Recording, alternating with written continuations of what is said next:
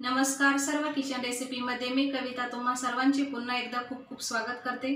तर नेहमीप्रमाणे आजही मी तुमच्यासोबत एक नवीन आणि छान अशी रेसिपी घेऊन आली आहे। व्हिडिओ सुरू करण्याआधी तुम्हा सर्वांना रिक्वेस्ट आहे की तुम्हाला जर माझी रेसिपी बघायला आवडत असेल तर व्हिडिओला एक छोटासा लाईक आणि चॅनलला सबस्क्राइब नक्की करा। सोबतच साईडचे जे बेल आयकॉन आहे यालाही प्रेस करा। यामुळे काय होईल की ज्या छान छान रेसिपी मी अपलोड करत असते त्या सर्वांची नोटिफिकेशन तुम्हाला सर्वात अगोदर मिळेल। चला तर मग वेळ न घालवता पटकन रेसिपीला सुरुवात करूया। तर हा रव्याचा अतिशय चविष्ट आणि पौष्टिक असा नाश्ता बनवण्यासाठी या ठिकाणी मी मोठ्या आकाराचे मिक्सरचे भांडे घेतलेले आहे। सर्वप्रथम यामध्ये आपण 1 कप इतका रवा टाकून घेऊ। त्याच कपाने सेम अर्धा कप इतकं दही आणि अर्धा कप पाणी यामध्ये मी टाकत आहे। चवीनुसार मीठ टाकून घेऊ। तर जवळपास अर्धा चमचा मिठाचा वापर केला आहे। सोबतच हा नाश्ता अधिकच छान असा मऊ लुसलुशीत आणि जाळीदार व्हावा याकरता यामध्ये मी अर्धा चमचा साखर आणि 1 चमचा इतकं तेल टाकत आहे। तर बघा संपूर्ण जिन्नस टाकून झालं की यानंतर आपण झाकण बंद करून याला मिक्सरला बारीक वाटून घ्यायचं आहे। म्हणजेच आपल्याला याचे बॅटर बनवून तयार करायचे आहे। थोड्याच वेळात तुम्ही बघू शकता मस्त असं स्मूथ कन्सिस्टन्सीचं बॅटर या ठिकाणी तयार झालेलं आहे। तर महत्त्वाची गोष्ट म्हणजे हा रवा वाटताना याला जास्त बारीक न वाटता थोडंसं रवाळ ठेवायचं आहे। यामुळे काय होतात की आप्पे छानपणे फुगले जातात आणि शिवाय आप्प्यांना जाळी देखील छान अशी पडते। संपूर्ण बॅटर एका मिक्सिंग बाउलमध्ये काढून झाले की एका डायरेक्शनमध्ये फिरवत साधारणतः 2 मिनिटांपर्यंत याला फेटून घ्यायचे आहे। यामुळे काय होते की मस्त अशी हवा या बॅटरमध्ये भरली जाते। शिवाय बॅटर हलकं फुलकं आणि फ्लफी अशा पद्धतीचं तयार होतं।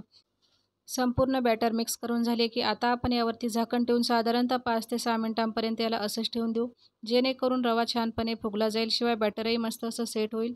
बॅटर सेट होत आहे तोपर्यंत आपण यासोबत खाण्यासाठीची एक चटपटीत अशी चटणी बनवून तयार करू।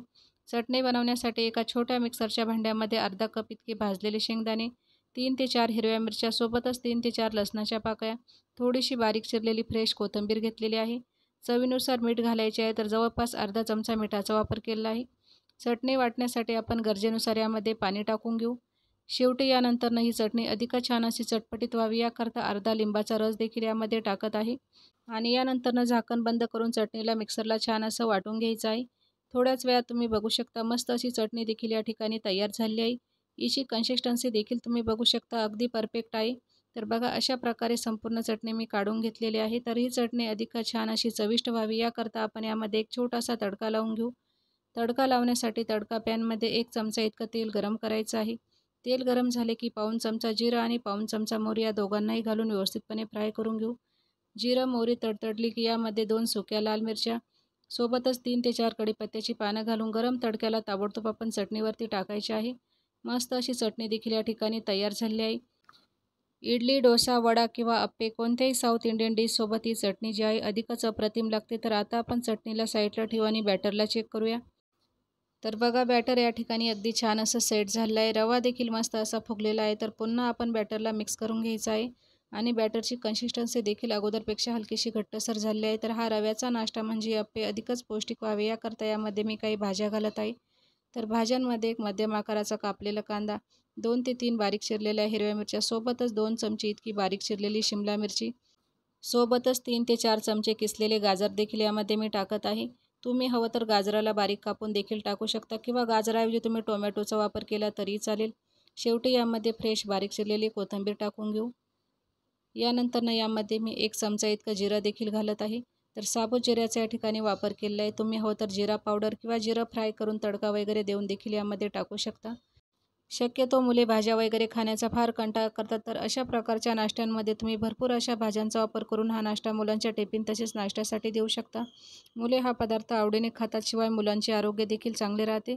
तर बघा अशा प्रकारे संपूर्ण भाज्या व्यवस्थित अशा मिक्स करून घेतलेल्या आहे आणि या ठिकाणी आपल्याला बॅटरची कन्सिस्टन्सी हलकीशी घट्टसर वाटत आहे। तर कन्सिस्टन्सीला ॲडजस्ट करण्यासाठी यामध्ये मी 2 ते 3 चमचे इतकं पाणी टाकत आहे।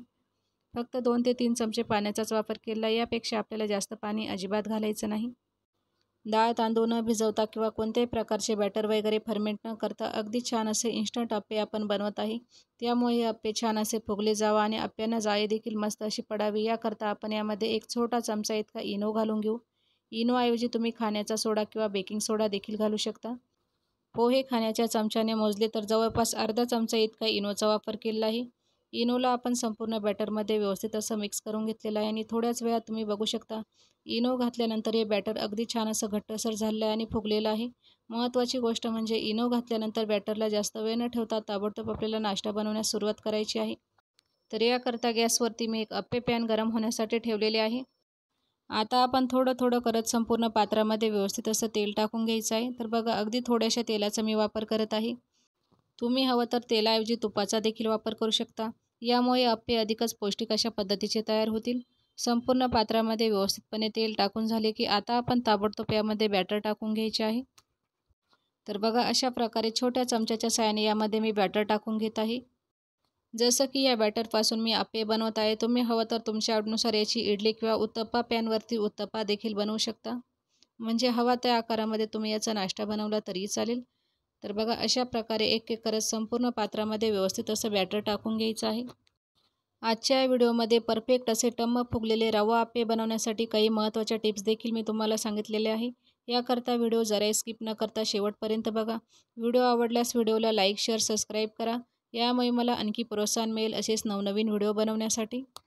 संपूर्ण अप्पे पात्रामध्ये व्यवस्थित असं बॅटर टाकून झाले की यावरती झाकण ठेवून साधारणतः 5 ते 6 मिनिटांपर्यंत याला व्यवस्थित असं वाफवून घ्यायचं आहे. वाफवताना आपण गॅसची फ्लेम ही मध्यम ठेवायची आहे. जवळपास 4 ते 5 मिनिटानंतर तुम्ही बघू शकता अप्पे छान असे फुगलेले आहे. तर आता आपण याला दुसऱ्या साईडने पलटवून घेऊ. दुसऱ्या साईडने पलटवून झाले की साधारणतः 2 ते 3 मिनिटानंतर पुन्हा आपण या अप्प्यांना छान असं शिजवून घ्यायचं आहे. खूप छान असा सुरेख रंग देखील या अप्प्यांना आला आहे. दुसऱ्या साईडने अप्पे पलटवून झाले की साधारणतः 2 ते 3 मिनिटांपर्यंत पुन्हा झाकण ठेवून आपल्याला याला चांगल्या प्रकारे शिजवून घ्यायचे आहे. सकाळच्या घाईमध्ये मुलांच्या टिफिन तसेच नाश्त्यासाठी कोणत्याही प्रकारची पूर्वतयारी न करता किंवा बॅटर वगैरे फर्मेट न करता अवघ्या 10 मिनिटांमध्ये तयार होणारे अतिशय चविष्ट आणि पौष्टिक असे रवा अप्पे घरी नक्की ट्राय करा. रेसिपी कशी वाटली मला कमेंट बॉक्समध्ये सांगा. सोबतच अशा नवनवीन अचूक आणि प्रमाणबद्ध रेसिपी बघण्यासाठी सर्व किचन रेसिपी आपल्या चॅनलला यूट्यूबवरती सबस्क्राईब करा. चला तर मग पुन्हा भेटूया अशाच एका छानशा रेसिपीसोबत.